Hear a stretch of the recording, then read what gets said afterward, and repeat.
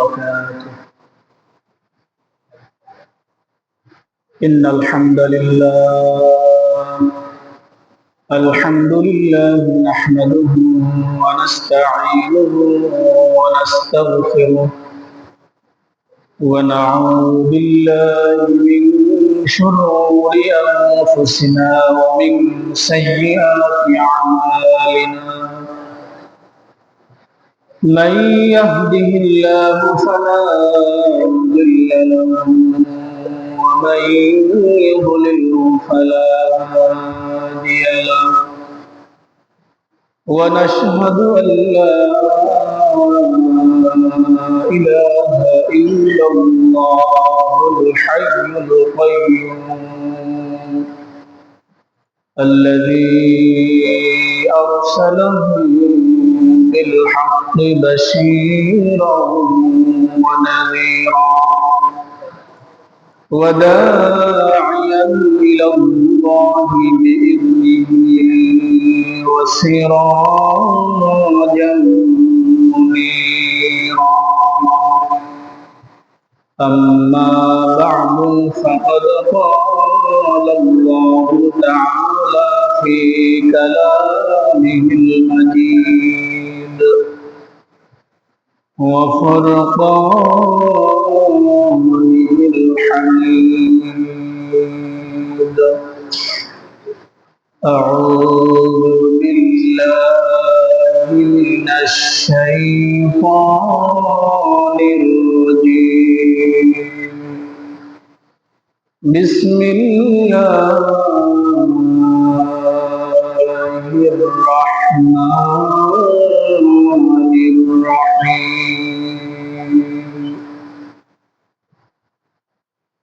رب هب لي من الصالحين.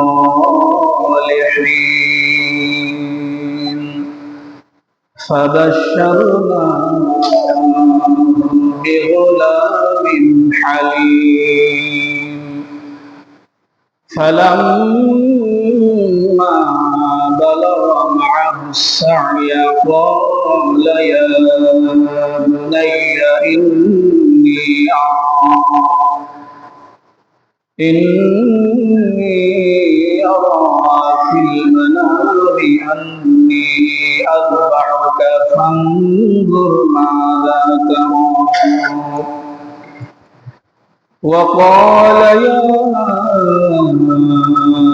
أبت افعل ما تؤمر ستجدني إن شاء الله من الصابرين. وقال تعالى في شان حبيبه ومحبوبه ومعشوقه مخبرا وآمرا. إن الله وملائكته يصلون على النبي يا أيها الذين آمنوا صلوا عليه وسلموا تسليما. اللهم صل على سيدنا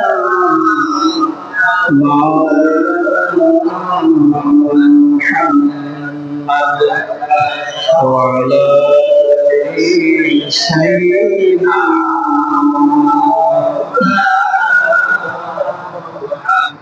প্রাণ খুলে মোহাব্বতে পড়ি আল্লাহুম্মা সাল্লি আলা সাইয়্যিদিনা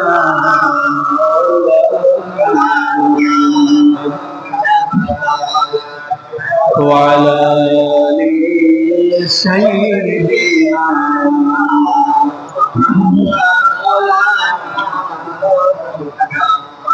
পাহাড়ের গুহায় নবীজি সিজদায় পড়ে কান্দিত কাফেরেরা নবীজির গায়ে ঝিলা পাথর মারিত। সাল্লি আলা সাইয়্যিদিনা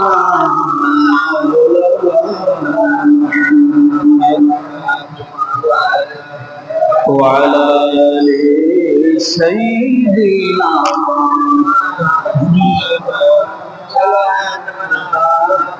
আমরা সবাই গুনাহগার গো, নবী আপনায় চিনলাম না, এ কারণে রোজ হাসরে আমাদেরকে ভুলেন না।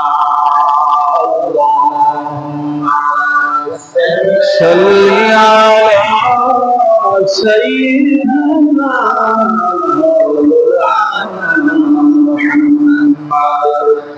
وعلى آل سيدنا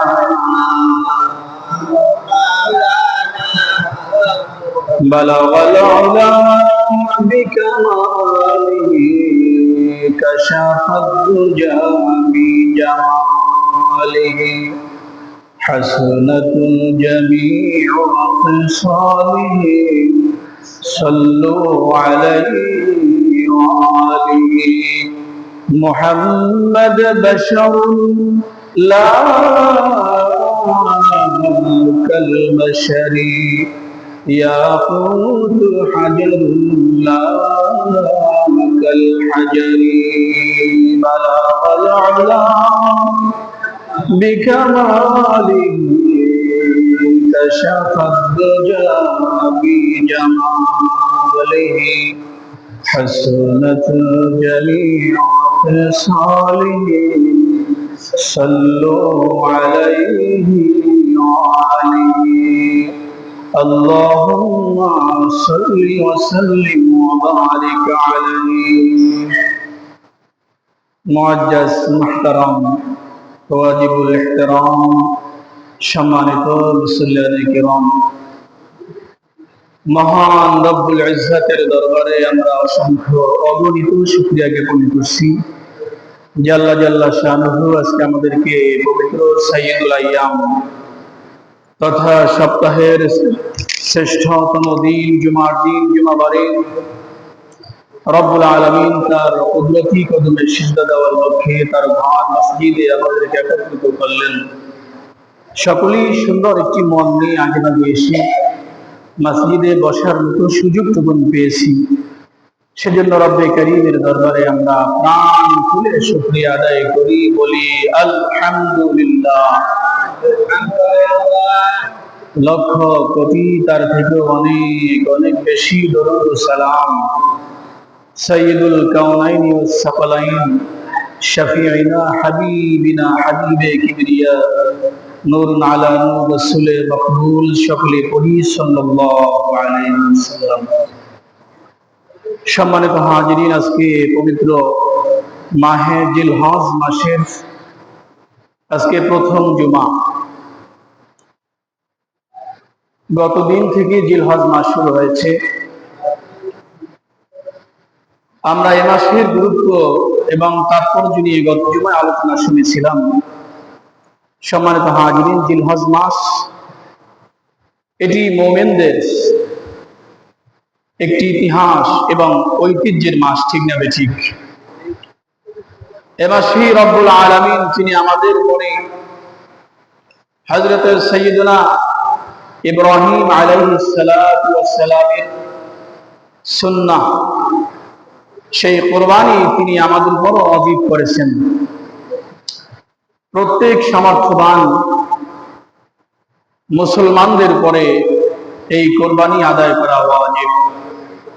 সম্মানিত শুধু এই কুরবানি আমরা যে আদায় করি এর একটি ইতিহাস রয়েছে।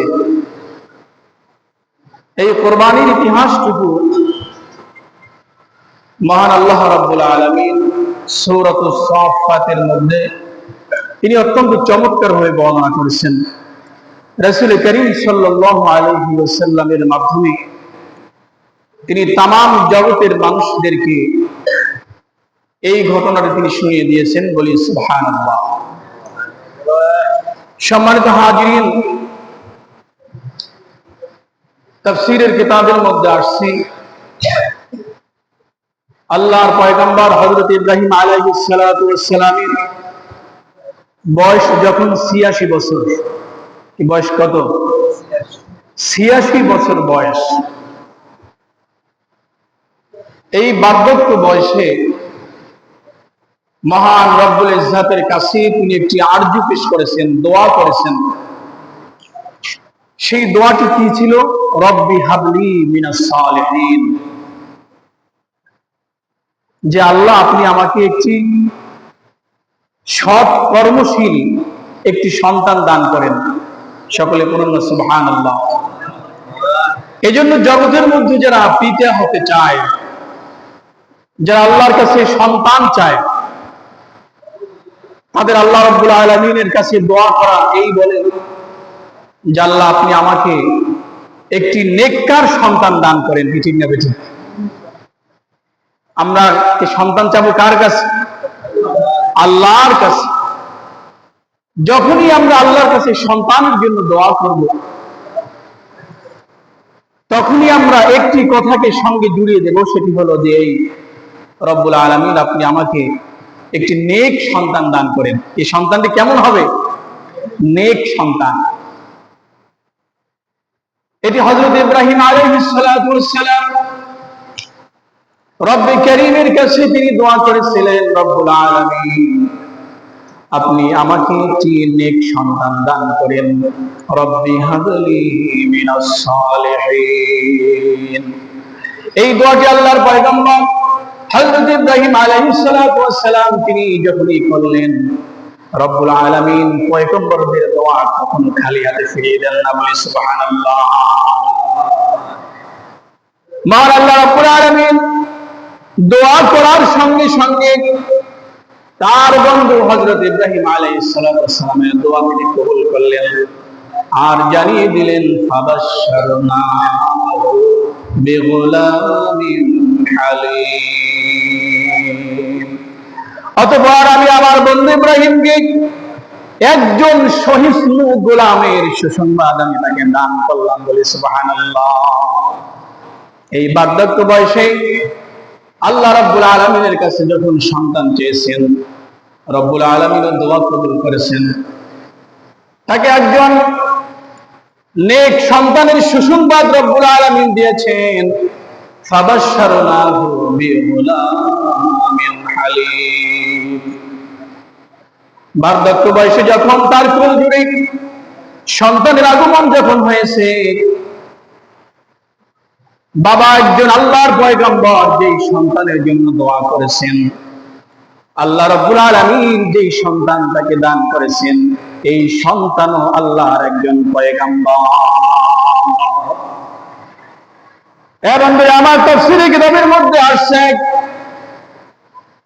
হযরত ইব্রাহিম আলাইহিস সালাতু ওয়াস সালামের সঙ্গে এই শিশু সন্তান যখন কেবলমাত্র এক জায়গা থেকে আরেক জায়গায় যাওয়া শুরু করেছে, ফালাম্মা বালাগা মা'আস সা'য়া ক্বালা ইয়া বুনাইয়া ইন্নী আরা ফিল মানাম আন্নী আযবাহুকা ফানজুর মাযা তারা।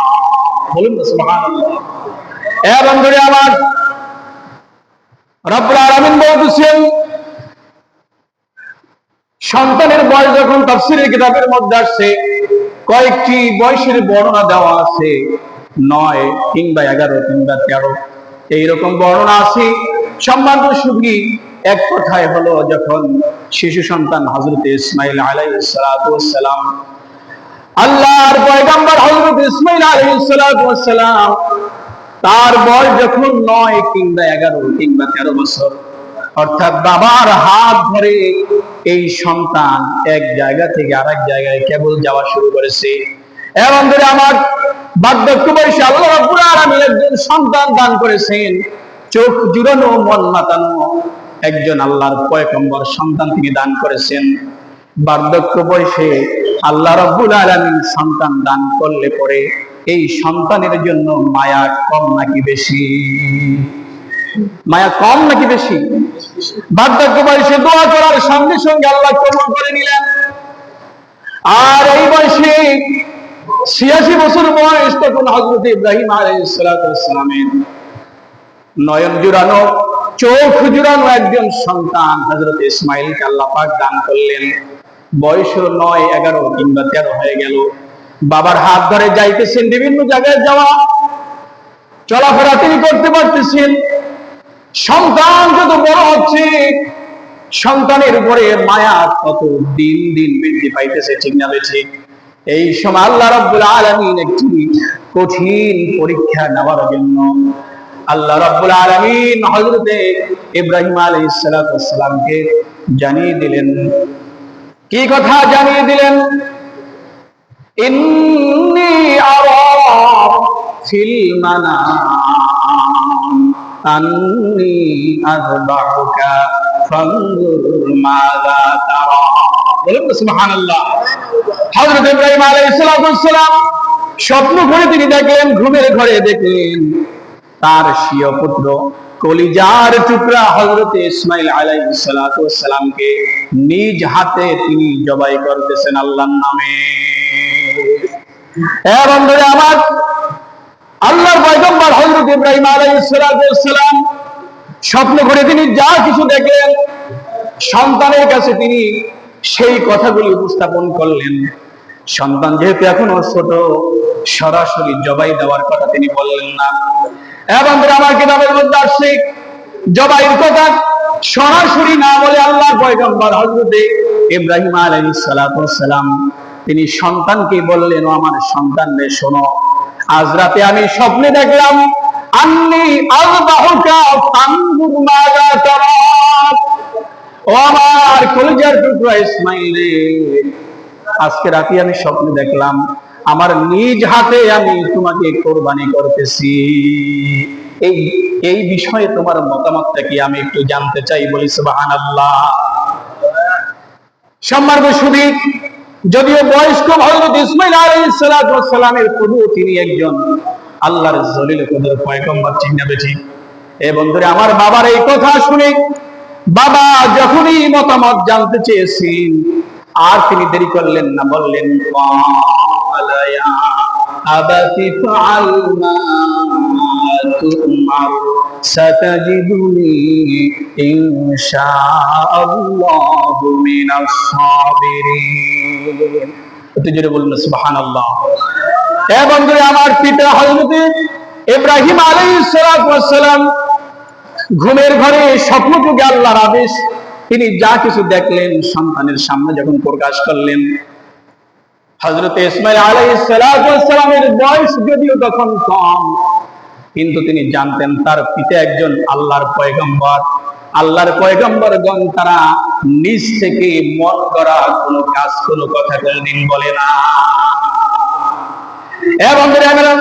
এই জন্য আল্লাহর পয়গম্বর হযরত ইসমাঈল আলাইহিস সালাতু ওয়াস সালাম ওই বয়সেই তিনি সঙ্গে সঙ্গে বলে ফেললেন, হে আমার পিতা, স্বপ্ন যোগে আপনি যা কিছু আদিষ্ট হয়েছেন আল্লাহর পক্ষ থেকে, আপনি আপনার কার্য সম্পাদন করুন।